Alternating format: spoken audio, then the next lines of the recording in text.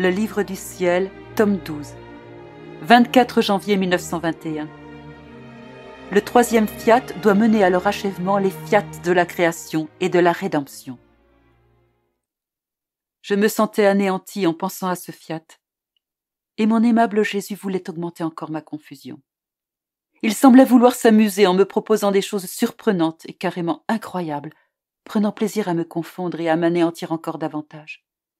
Et ce qui est pire, je suis contrainte par l'obéissance et pour mon plus grand tourment à mettre cela par écrit.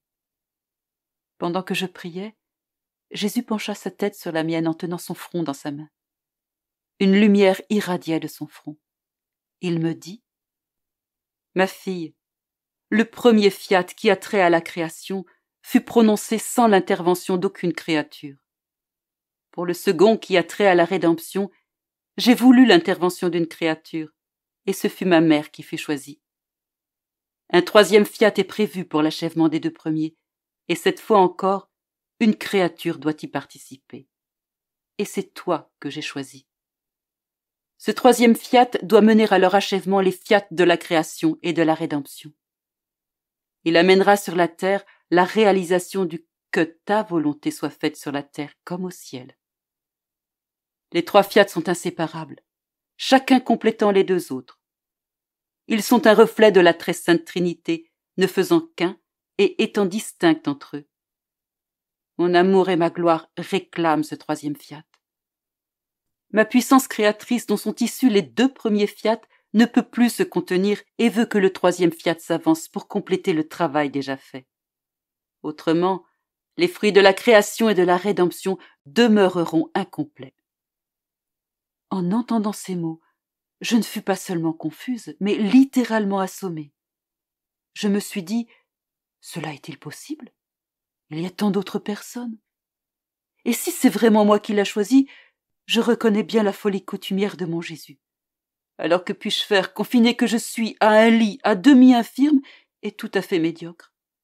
Puis-je faire face à la multiplicité et à l'infinité des fiats de la création et de la rédemption ? Si ce troisième fiat est comme les deux premiers, je devrais courir avec eux, me multiplier et m'entremêler avec eux. Jésus, pense à ce que tu fais. Je ne suis vraiment pas la personne qu'il te faut. Qui pourrait raconter tous les non-sens que j'ai ainsi dit ? Mon doux Jésus revint, et il me dit : « Ma fille, calme-toi. Je choisis qui je veux.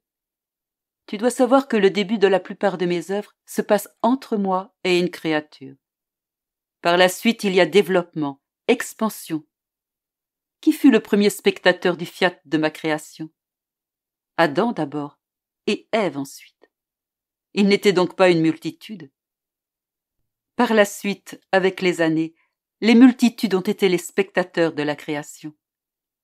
Dans le deuxième fiat, ma mère fut la seule spectatrice. Même Saint Joseph n'en sut rien. Ma mère était dans une condition semblable à la tienne. La puissance créatrice qu'elle ressentait en elle était si grande que, toute confuse, elle ne trouvait pas en elle la force d'en parler à quiconque. Si par la suite Saint Joseph apprit la chose, ce fut moi-même qui la lui révéla. Plus tard, mon humanité se fit connaître davantage, mais pas à tous. Ce second fiat germa comme une semence dans le sein virginal de Marie, y forma un épi apte à se multiplier et à conduire à la lumière du jour cette grande merveille. Il en ira ainsi pour le troisième fiat. Il germera en toi, et l'épi s'y formera. Seulement le prêtre le saura, puis quelques âmes. Ensuite, ce sera la diffusion. Il se diffusera en suivant le même chemin que les fiats de la création et la rédemption. Plus tu te sentiras anéanti, plus l'épi se développera et sera fécondé. Par conséquent, sois attentive et fidèle.